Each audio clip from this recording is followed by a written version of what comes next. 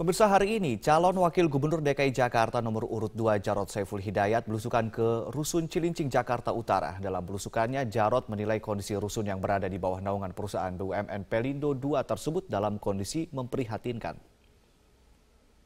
Jarod prihatin melihat kondisi rusun yang dibangun sejak tahun 1995 tersebut.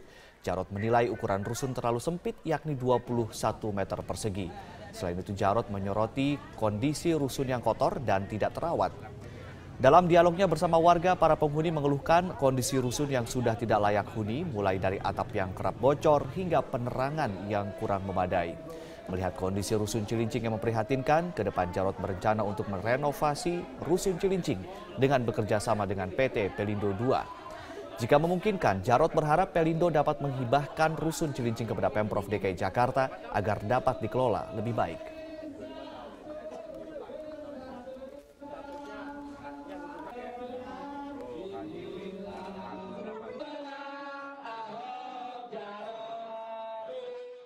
Oke, Mas Burhan, kalau misalnya menurut Anda, apakah betul kasus penistaan agama yang diduga dilakukan oleh Pak Ahok ini kemudian menjadi pintu masuk untuk melakukan aksi yang lebih jauh, yakni aksi makar?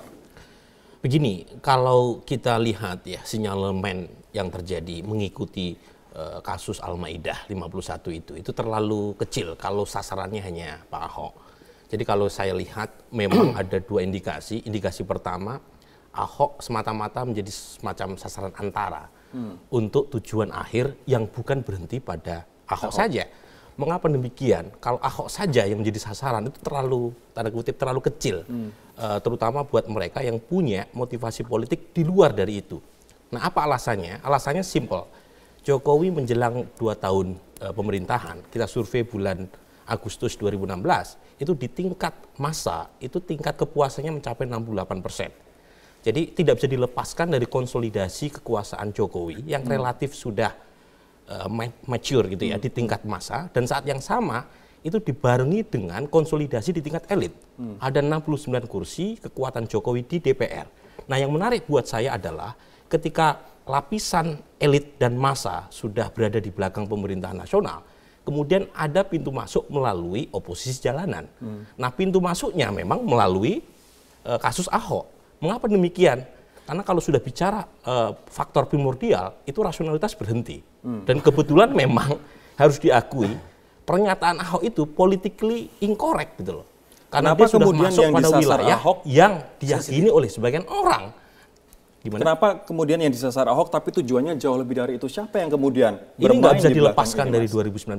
Kalau misalnya Jokowi terlalu kuat di tingkat massa dan di tingkat elit, sulit untuk bisa menyaingi Jokowi di 2019. Jadi ada dua tujuan utamanya. Pertama, kalau misalnya tidak dibikin semacam make a dent, dibikin semacam dance itu semacam kelemahan gitu ya dari sekarang terhadap Jokowi, itu susah untuk mengalahkan di 2019. Yang kedua, harus diakui ada juga pertarungan internal siapa yang mau mendampingi Jokowi. Dan Ahok merupakan salah satu favorit. Kandidat. Setidaknya kalau kita survei bulan Agustus, dia paling tinggi elektabilitasnya sebagai cawapres Jokowi. Kalau kemudian kasus ini itu praktis selesai sebenarnya buat Ahok kalau ingin menjadi cawapres. Baik, kita harus jeda terlebih dahulu. Ada persoalan internal juga. Hingga sore ini proses pencarian 15 nelayan KM Mulyajati masih berlangsung, dan untuk mengetahui perkembangan terbaru proses pencarian, rekan Ferry Prihardi akan menyampaikan laporan selengkapnya langsung dari Tuban, Jawa Timur. Ferry, apakah pencarian dari tim SAR sudah membuahkan hasil, Ferry?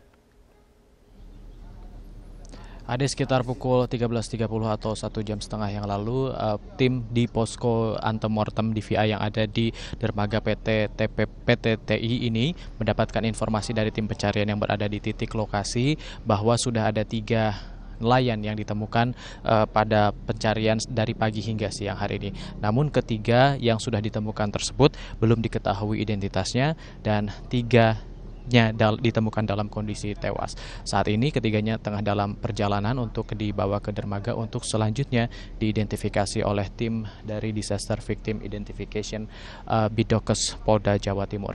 Nanti 3 yang sudah ditemukan tersebut akan dibawa untuk selanjutnya diidentifikasi di RSUD Tuban, dan proses identifikasi dengan menginput atau memasukkan seluruh informasi yang berasal dari seluruh pihak, baik itu dari pihak pemilik kapal, pihak keluarga, dan juga pihak kepolisian, masih terus dilakukan hingga saat ini. Terhitung sejak pukul 14 tadi, 15 identitas sudah diketahui secara nama, dan 2 nama yang baru masuk adalah atas nama Budi Kurniawan ataupun Wawan dan juga Marto atau Andri. Keduanya merupakan warga Kecamatan Jekulo, Kabupaten Kudus. Dan saat ini sambil menunggu proses pencarian di lautan yang berkisar 40 km dari pantai di Tuban ini masih terus berlangsung. Diperkirakan batas pencarian untuk hari ini akan berlangsung hingga pukul 17 ataupun 17.30 melihat kondisi cuaca dan juga melihat kondisi pencahayaan, karena proses pencarian tidak mungkin dilakukan setelah malam hari. Ade. Ya, Ferry, lalu bagaimanakah dengan kemungkinan penyebab terjadinya tabrakan tersebut, Ferry? Ya, dari informasi yang kami kumpulkan dari tim kami di Surabaya yang mewawancarai Kasih Tertib Pelayaran di Kesyah Bandaran Utama Tanjung Perak, bahwa segala kemungkinan bisa saja terjadi, namun penyebab pasti dari 2 kapal yaitu MV Tyson 4 yang berbendera Vietnam dan juga KM Mulia Jati masih harus diteliti hingga nanti akan ditemukan kemungkinan ataupun penyebab pastinya. Namun kemungkinannya sampai saat ini ada 2 kemungkinan besar. Yang pertama adalah KM Mulia Jati tidak menyalakan lampu penerangan sehingga kondisi tersebut gelap dan KM Mulia Jati tidak terlihat oleh MV Tyson 4 sehingga tertabrak. Kemudian kemungkinan lainnya adalah MV Tyson 4 tidak menyalakan radar sehingga tidak bisa mendeteksi keberadaan kapal-kapal yang berada di sekitarnya sehingga timbullah atau terjadilah tabrakan tersebut. Namun secara ketertiban dari kedalaman kapal tersebut berlayar, 2 kapal tersebut berlayar dan juga jalur tidak ada yang dilanggar atau tidak ada yang salah, dan sampai saat ini harus dilakukan pendalaman lebih lanjut untuk mengetahui penyebabnya.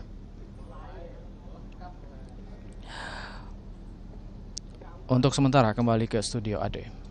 Baik, terima kasih Ferry Prihadi melaporkan langsung dari Tuban, Jawa Timur, dan selamat kembali bertugas. Banyak cara dilakukan warga untuk mendukung pasangan calon gubernur DKI Jakarta dalam memenangkan Pilkada DKI 2017 mendatang. Ya, salah satunya dengan penggalangan dana kampanye rakyat yang digagas oleh kaum ibu-ibu sebagai simpatisan pasangan nomor urut 2 Ahok Jarot. Dalam rangka mendukung pasangan petahana Ahok Jarot, kelompok ibu-ibu arisan di RW 12 Pejagalan Penjaringan Jakarta Utara menggalang dana kampanye rakyat.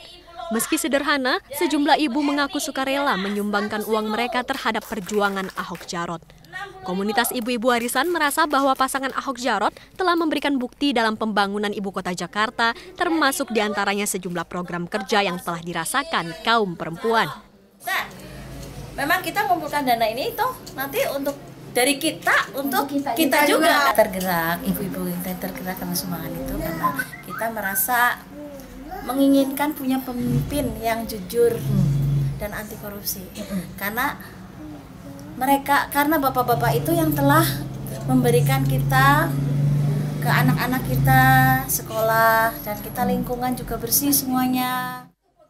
Adanya inisiatif warga dalam penggalangan dana kampanye rakyat disambut baik oleh tim relawan kampanye rakyat Ahok Jarot. Tim relawan mengaku terharu atas kepedulian warga untuk mendukung perjuangan pasangan Ahok Jarot.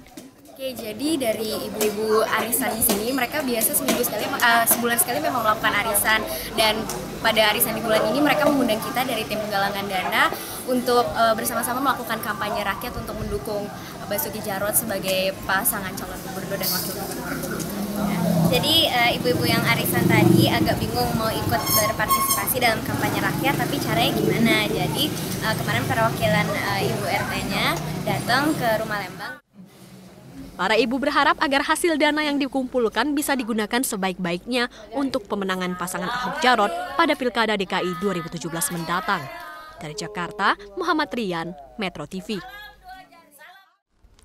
Penebar isu Money Rush yang dihubung-hubungkan dengan rencana demonstrasi tanggal 25 November mendatang sedang diincar polisi. Aksi yang berpotensi menimbulkan keresahan ini akan diganjar dengan hukuman pidana. Isu Money Rush atau aksi menarik uang dari bank secara besar-besaran berhembus di sosial media. Isu ini muncul bersamaan dengan isu demonstrasi besar yang disebut akan berlangsung 25 November mendatang. Meski tidak menimbulkan ketakutan di kalangan pelaku ekonomi, Ketua DPR Ade Komarudin tetap meminta penegak hukum untuk bertindak. Jadi saya minta benar aparat kepolisian terutama untuk menyelidiki ini dan cepat dicarikan dan ditemukan siapa yang bersangkutan yang melakukan itu. Itu tindakan menurut saya kriminal, tidak baik, tidak terpuji, tindakan tidak baik. Dukungan yang disampaikan Ketua DPR sejalan dengan komitmen Kapolri Jenderal Tito Karnavian. Penebar isu yang berpotensi menimbulkan kekhawatiran menurut Tito adalah perbuatan yang tidak bisa diterima. Kalau ada yang sekali lagi ajakan untuk rush mengambil uang di bank, itu tidak benar dan itu provokatif. Dan kami dari kepolisian akan melacaknya. Kita akan lacak ya, dan kita akan melakukan penangkapan. Saya sudah merintahkan dari Bareskrim, Polda Metro juga kita sudah perintahkan semua kelompok jaringan-jaringan cyber kita investigasi untuk melakukan pelacakan. Kehadiran sosial media di satu sisi memberi manfaat bagi banyak orang, namun menggunakan sosial media untuk perbuatan kriminal akan berujung pada pidana. Tim Liputan Metro TV. Dan pemirsa, kita beralih ke informasi lain. Kebakaran hebat menghanguskan kantor Bupati Kabupaten Melawi, Kalimantan Barat. Meski tidak ada korban jiwa dalam kebakaran tersebut, namun kerugian ditaksir mencapai miliaran rupiah. Kencangnya angin dan bangunan kantor yang terbuat dari kayu menyebabkan api dengan cepat membesar hingga merembet ke bagian lainnya. Selain menghanguskan seluruh bangunan, kebakaran yang diduga akibat hubungan pendek arus listrik ini juga menghanguskan seluruh dokumen kantor. Api baru berhasil dipadamkan 4 jam kemudian setelah petugas pemadam kebakaran dibantu warga memadamkan api. Hingga kini petugas kepolisian dari Polres Melawi bersama Puslap 4 Polda Kalimantan Barat masih menyelidiki penyebab pasti kebakaran.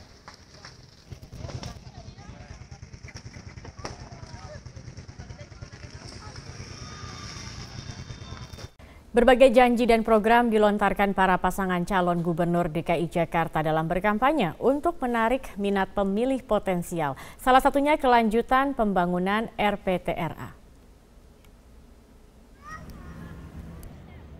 Ruang terbuka hijau sangat diminati warga Jakarta dalam beraktivitas seperti bermain dan berolahraga.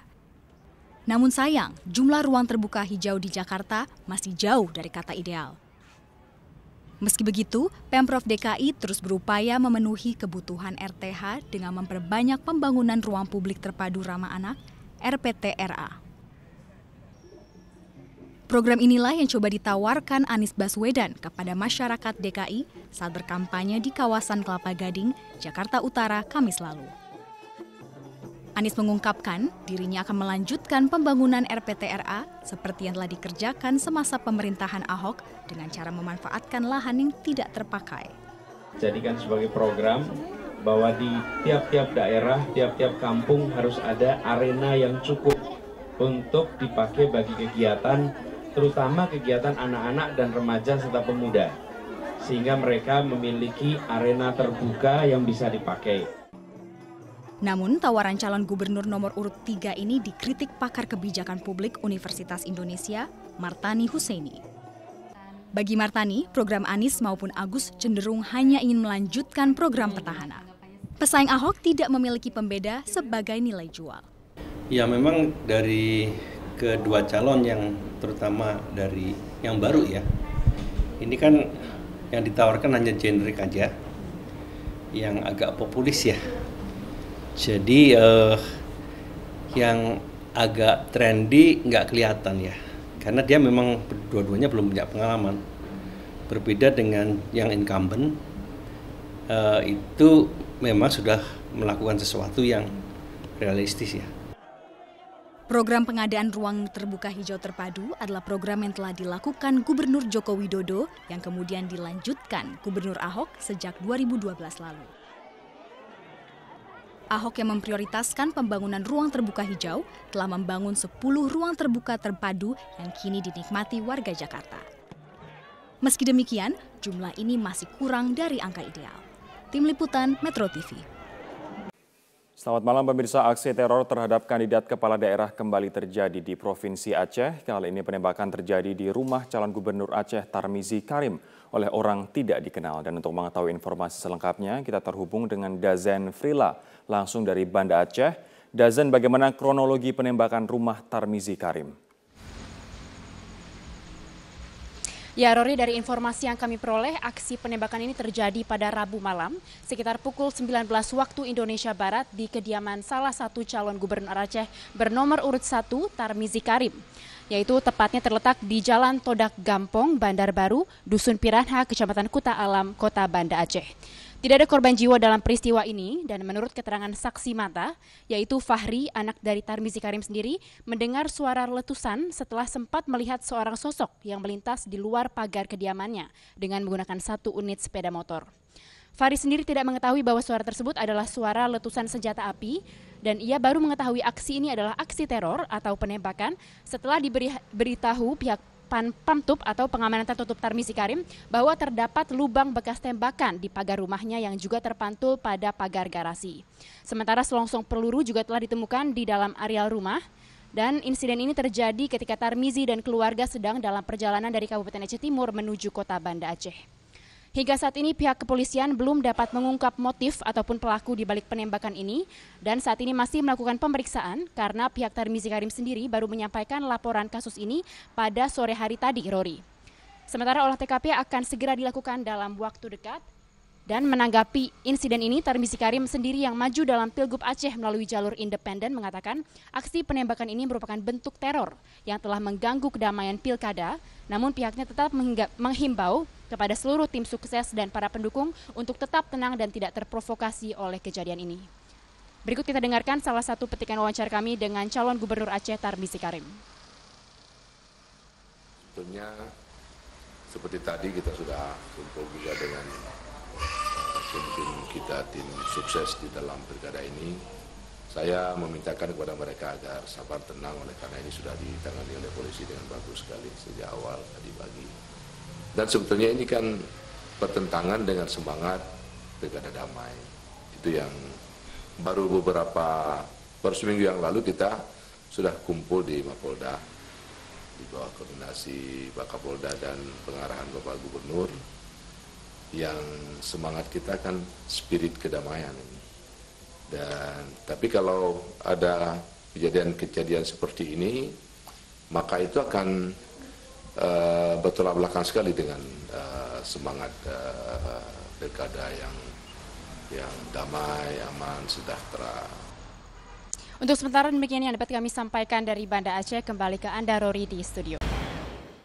Anda kembali di Breaking News Metro TV, pemirsa. PDI Perjuangan hari ini mengumpulkan seluruh pengurus DPD se-Indonesia untuk memperkuat konsolidasi dan menyamakan persepsi terkait dengan pemenangan dalam Pilkada Serentak 2017, di mana Ketua Umum PDI Perjuangan Megawati Soekarno Putri ini tadi membuka konsolidasi ini dan PDI Perjuangan menyatakan akan tetap menghormati proses hukum menyusul ditetapkannya Gubernur DKI Jakarta Basuki Cahayapurnama dalam kasus dugaan penodaan agama. PDI Perjuangan bersama parpol lainnya juga berkomitmen tetap mendukung Ahok Jarot dalam Pilkada DKI Jakarta 2017. Untuk informasi terkini kita langsung bergabung bersama rekan Mila Amalia langsung dari kantor DPP PDI Perjuangan. Mila, apa tepatnya yang dibahas? Poin-poin penting apa di dalam konsolidasi PDI Perjuangan kali ini? Yang dibahas dalam rapat konsolidasi pemenangan Pilkada Serentak 2017 yang akan dilaksanakan di 101 daerah dan diikuti oleh Partai Demokrasi Indonesia Perjuangan sendiri ini, mereka menyamakan suara dan juga nantinya ada beberapa strategi-strategi pemenangan untuk dapat memenangkan kepala daerah yang mereka usung sesuai dengan apa yang dipilih oleh masyarakat. Yang menjadi perhatian tadi saat disampaikan oleh Megawati Soekarno Putri usai melaksanakan rapat konsolidasi tersebut, Ketua Umum PDIP Megawati Soekarno Putri menyampaikan atau menegaskan bahwa PDIP sebagai partai pengusung Basuki Cahayapurnama Jarot Saiful Hidayat ini nantinya akan menghargai proses hukum yang saat ini tengah berjalan di Barreskrim Polri dan juga menghargai atau menyampaikan bahwa Indonesia sebagai negara hukum nantinya dapat menerapkan sistem hukum yang mengutamakan keadilan dan juga menerapkan azas praduga tak bersalah kepada Basuki Cahayapurnama atau Ahok. Untuk itu Megawati Soekarno Putri tadi juga menyampaikan bahwa masyarakat dan juga seluruh yang ikut berkepentingan di dalam pilkada ini dapat menciptakan proses atau kondisi pilkada yang aman dan juga demokrasi, dan nantinya dapat menghasilkan kepala daerah sesuai dengan apa yang dipilih oleh masyarakat. Dan berikut pernyataan dari Ketua Umum PDIP Megawati Soekarno Putri.